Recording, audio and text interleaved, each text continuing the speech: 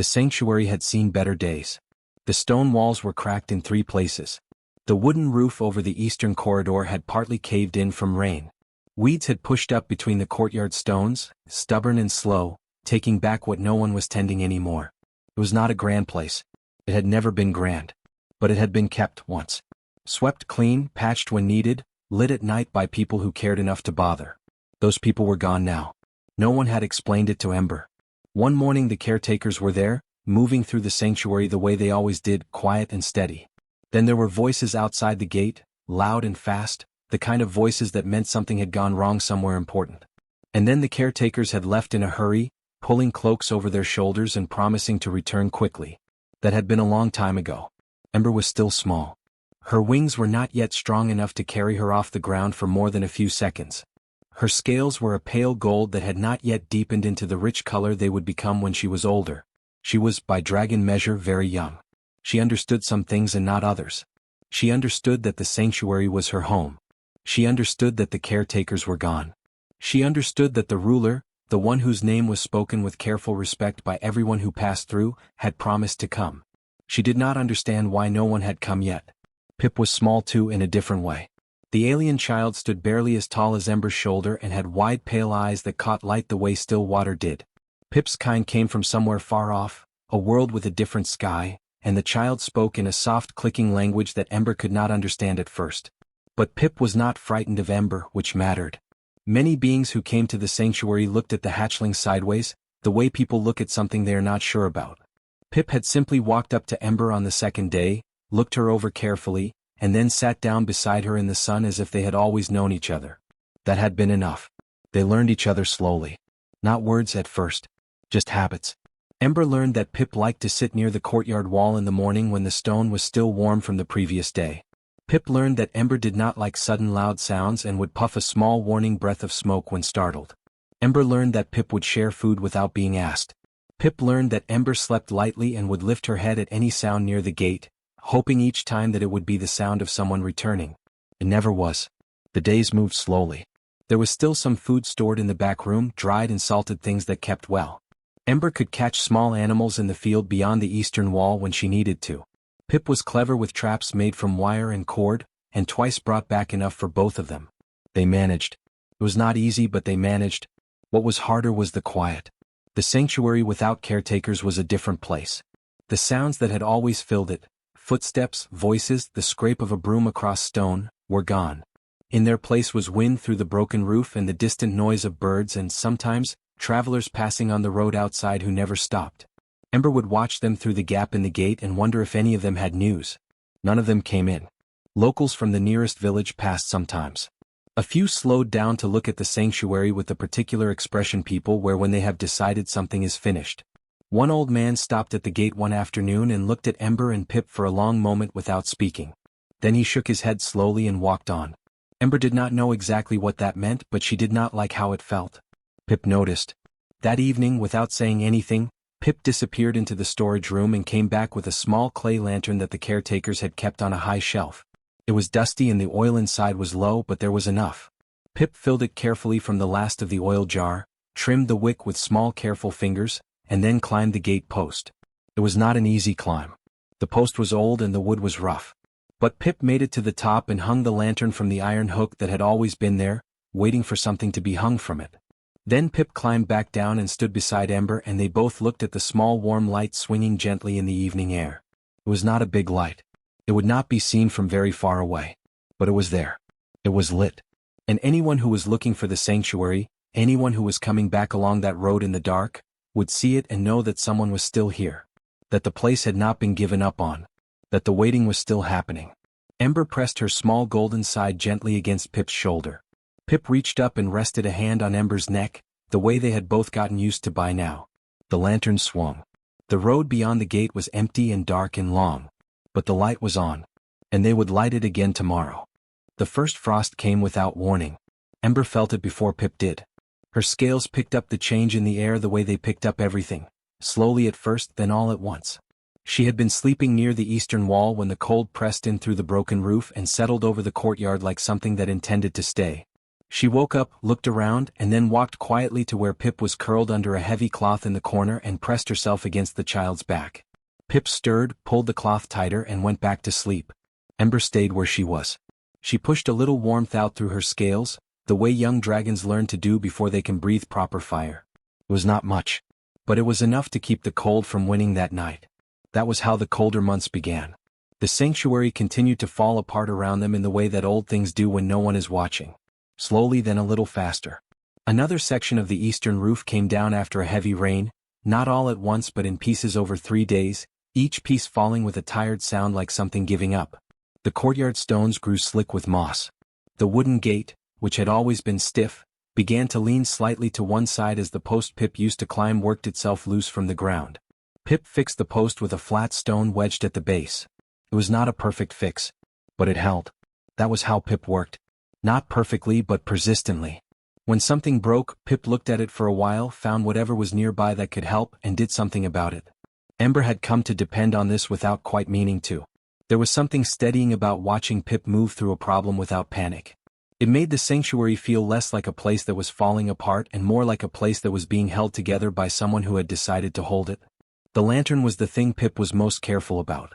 Every evening without fail, Pip checked the oil level, trimmed the wick if it needed it, and climbed the post to hang the lantern before dark. In the beginning Ember had watched this with mild curiosity.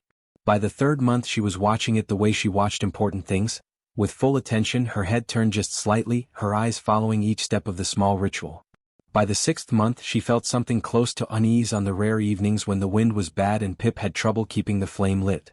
Once, in a particularly bitter wind, the lantern went out twice before Pip got it burning and hung properly. Pip climbed down from the post with scraped hands and stood in the courtyard breathing hard. Ember walked over and pressed her forehead gently against Pip's. Pip laughed a little, which was a sound Ember had come to love because it did not happen often enough. The lantern burned that night. It always burned. Meanwhile the road outside the gate kept moving without them. Travelers passed. Traders with loaded carts. Families moving from one place to another. Occasionally a group of officials on horseback who never slowed down. The sanctuary sat just off the main road, visible enough that people noticed it, ignored enough that no one stopped. Except to look. The locals from the nearby village passed most often and they had all developed opinions. Ember could not understand their words but she had learned to read the way people carried themselves. There was a woman who passed every few days with a basket on her arm who always glanced at the sanctuary gate with an expression that mixed pity with something harder. There was a group of young men who passed sometimes in the evening and pointed at the lantern and said things to each other that made them laugh. There was an old couple who stopped once, looked at Ember and Pip standing together in the courtyard, spoke quietly to each other and then walked on without laughing, which felt different from the others. One afternoon a man from the village came to the gate. He was not unkind in his manner but he spoke plainly. He looked at Pip and said several things in a patient tone, gesturing at the road and then at the horizon. Ember did not understand the words. But Pip listened carefully and when the man finished, Pip simply shook their head. The man looked at Ember, then back at Pip, then at the lantern hanging unlit in the daylight on its post. He made a short sound, not cruel but resigned, and walked away. That evening Pip was quiet. Ember did not push. She had learned that Pip needed quiet the way some creatures need space, not because something was wrong but because thinking was happening. She simply stayed close and waited. After a while Pip got up, filled the lantern, climbed the post and lit it. Ember watched the small flame catch and hold against the evening air. The year moved the way long things move. Not quickly. Not gently. Just forward, one day following another, each one a little heavier than the last but none of them heavy enough to break what the two of them had built between themselves. A language made of gestures and expressions and the particular way Ember tilted her head when she was asking a question. A trust built from months of small things done reliably. Ember kept the walls warm. Pip kept the lantern filled. The ruler did not come. But the light stayed on. And neither of them spoke of stopping. They came on a gray morning. Ember heard them before she saw them. Footsteps on the road outside, more than 2 sets, moving at a steady pace that was not in a hurry but not wandering either. She lifted her head from where she had been resting near the courtyard wall and turned toward the gate. Her ears were better than most and she had learned over the long months to sort the sounds of the road. Traders sounded different from travelers. Officials sounded different from locals. These sounded different from all of those. She stood up. Pip was already at the gate, having heard them too. The child stood on the lower bar of the leaning gate and looked out through the gap with those wide pale eyes. Ember came and stood beside Pip and looked out as well. There were 5 of them. They were not soldiers. They carried no weapons that Ember could see and wore no official colors. They were simply people dressed practically, carrying packs and tools. A man at the front was the one Ember noticed first. He was not tall, but he walked like someone who was used to covering ground. His face was weathered and calm, the kind of calm that comes not from having an easy life but from having gotten through a hard one. He stopped when he saw the gate and looked at the sanctuary with steady eyes. Beside him was a woman. She was looking at the sanctuary the way a person looks at something they are deciding how to approach. Not with pity, not with judgment. Just with attention. She had a canvas roll over one shoulder that clinked softly when she moved, the sound of tools. The man looked at Pip. Then at Ember. He did not step back. He did not make the sideways look that so many people made when they first saw Ember's scales and small folded wings. He simply looked, the way a person looks at something that makes sense to them even if they have not seen it before. He said his name was Roy. Ember did not understand the words, but she understood the gesture. He put a hand to his chest when he said it. Then he nodded toward the woman beside him and said something else. The woman gave a short nod. Her name, Ember would come to know, was Sarah. Pip looked at them for a long moment. Then Pip opened the gate. Roy came in first, slowly, giving Ember time to read his movements. He did not come straight toward her. He moved to the side, toward the fallen section of the eastern roof, and crouched down to look at it. He picked up a piece of the broken timber, turned it over in his hands, set it down. He stood and looked at the wall above it. Then he looked back at Sarah and said something short. Sarah was already unrolling her canvas tool wrap on the ground. The others came in after. A young man named Walt, who was thin and quick and immediately began pulling weeds from between the courtyard stones without being asked. A broad, quiet woman named June, who went straight to the leaning gate post that Pip had propped with a flat stone and began digging around its base with a short spade. An older man whose name Ember never quite caught, who sat down near the storage room door and began sorting through a pile of loose stones, setting the usable ones in a neat stack. Nobody asked Ember to move. Nobody spoke to her in the loud, careful voice people sometimes used when they were not sure what she understood. They simply worked around her the way people work around a part of the landscape that belongs there. Ember stood in the middle of the courtyard and watched all of this. She watched Roy measure the broken roof section with a length of cord, making marks, working out what was needed.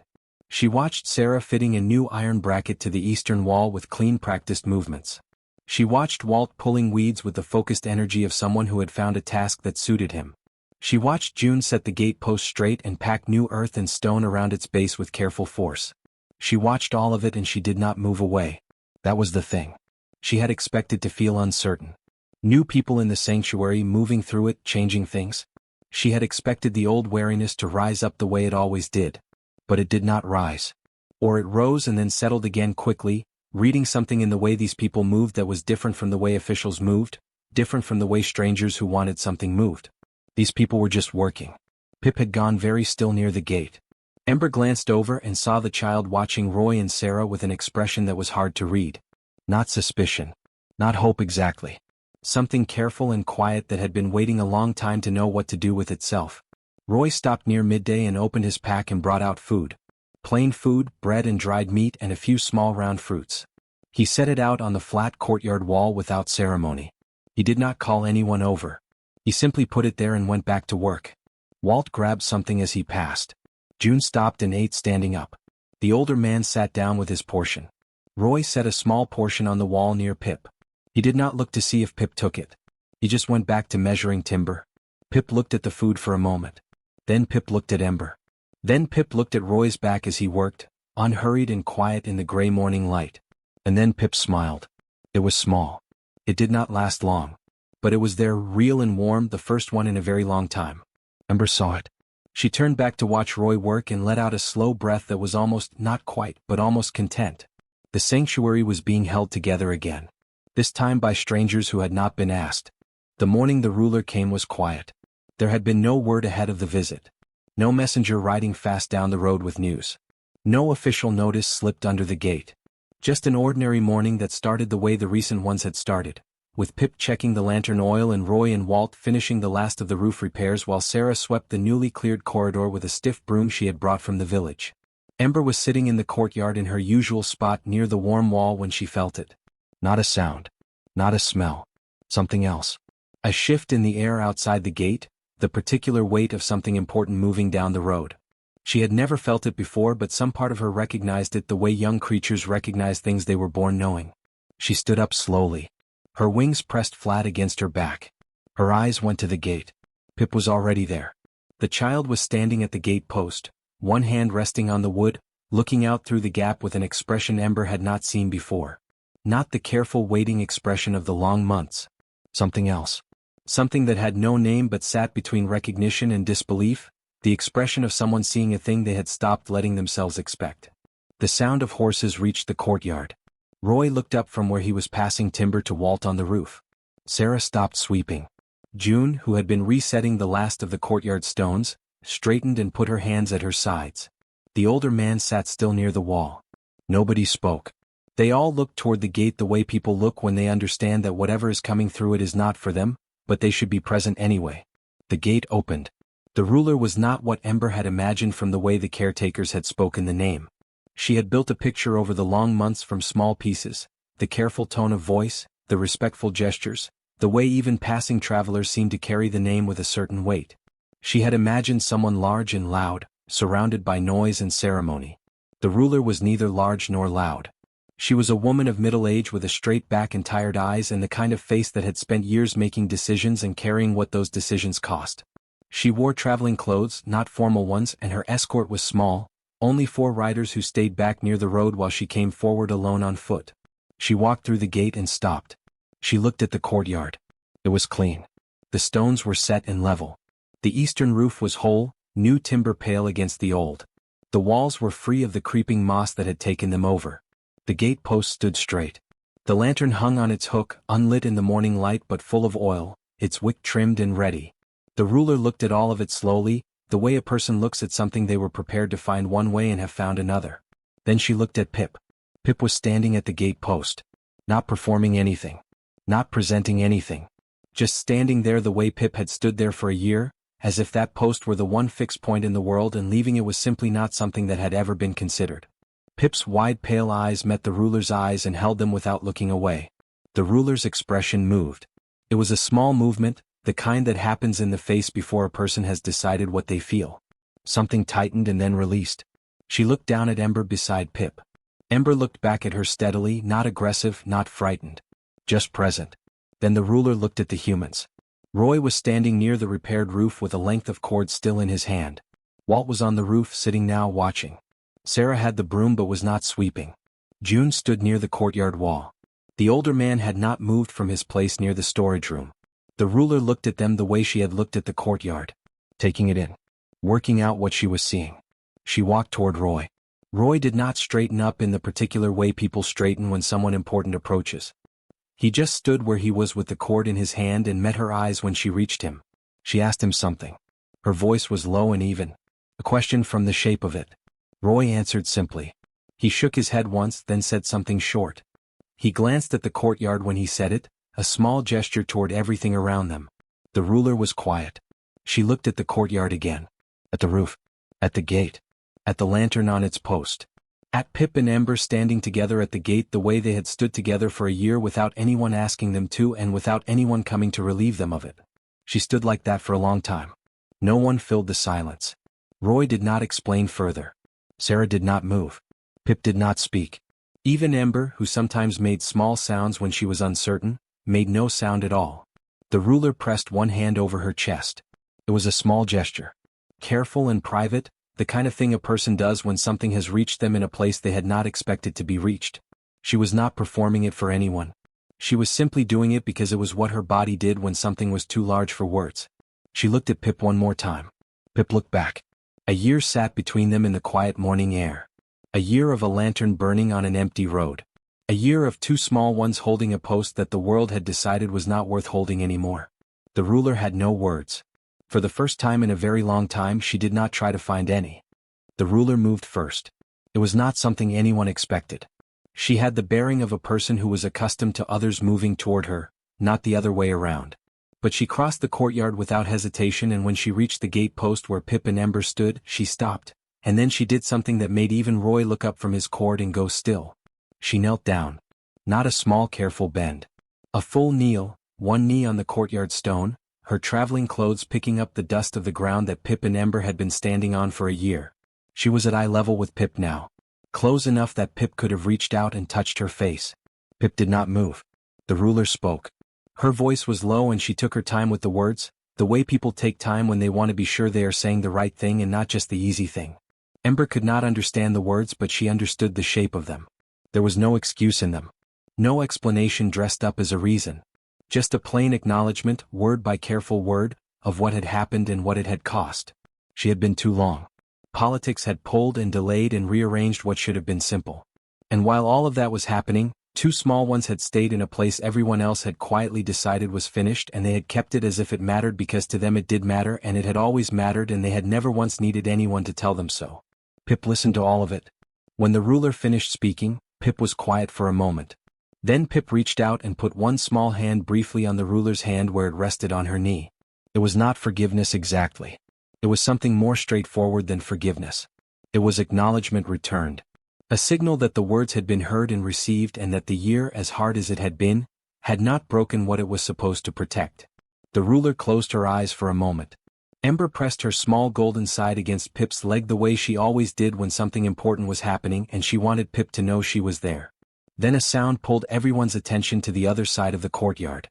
Roy was folding his canvas tool wrap. He was doing it the way he did everything, quietly and without announcement, his hands moving through the familiar motions of rolling and tying. Sarah was beside him, her broom leaned against the wall, her own pack open at her feet as she tucked things back into it. Walt had come down from the roof and was stacking the last of the unused timber neatly against the eastern wall. June was cleaning her spade with a cloth. The older man had already shouldered his pack and was standing near the storage room door with the patient look of someone ready to move on. They were leaving. No ceremony. No waiting to be thanked. No lingering at the edge of the moment to see how it ended. They had come because something needed doing and they had done it, and now they were packing up the way working people pack up when a job is finished and the next thing is waiting somewhere down the road. The ruler stood. She watched them for a moment. Then she walked across the courtyard toward Roy. He looked up from his tool wrap when he heard her coming and waited without putting the wrap down. She spoke to him. It was a longer thing this time, not the careful measured words she had used with Pip, but something more direct, the way one practical person speaks to another when they want to be understood clearly. She gestured once at the sanctuary around them. Then at Pip and Ember near the gate. Then she waited. Roy looked at her for a moment. Then he looked at Sarah. Sarah was watching the ruler with an expression that was hard to read. Not reluctant exactly. Considering. She glanced at the courtyard, at the repaired roof, at the clean stones, at the lantern on its post. Then she looked at Pip. Pip was watching all of this from the gate. Sarah looked back at the ruler and gave a short nod. Roy turned back to the ruler and said something brief. The ruler nodded once. Then she turned and spoke to her escort near the road, her voice carrying a tone that meant arrangements were being made, things were being set in motion. One of the riders turned his horse and headed back the way they had come. Walt looked at June. June looked at the older man. Something passed between all of them without words, the particular communication of people who have worked alongside each other long enough to not need words for simple decisions. Walt set his pack down against the wall. June put her spade away in a relaxed way, not packed away but put away, the difference between leaving and staying. The afternoon moved slowly into evening. The ruler's escort brought supplies from somewhere down the road. A proper meal was made in the sanctuary's back room for the first time in a year, the smell of warm food moving through the courtyard like something that had been missing and had come home. Roy sat near the eastern wall and ate with the unhurried ease of a man who had decided to be somewhere and was comfortable with the decision. Sarah talked quietly with one of the ruler's riders. Walt and June and the older man found places to sit, and the sanctuary filled up with the sounds it had been missing. Pip ate beside the ruler. Ember sat close, warm and quiet, her scales catching the last of the evening light. When it grew dark, Pip stood up without being asked and walked to the gate post. Filled the lantern. Trimmed the wick. Climbed up and hung it on its hook. The flame caught on the first try. Pip climbed down and stood in the courtyard and looked at the light for a moment. Roy was watching from where he sat. The ruler was watching. Sarah and Walt and June and the older man were watching. The escort riders had gone quiet. The lantern swung gently in the night air, warm and steady on the road outside. But the road was not empty and waiting anymore. The sanctuary was full. Pip turned away from the gate and walked back into the courtyard, Back to the warmth and the people and the small golden hatchling who had stayed through every cold night of the long year without once considering leaving. The lantern burned. Not for hope this time. Just for light.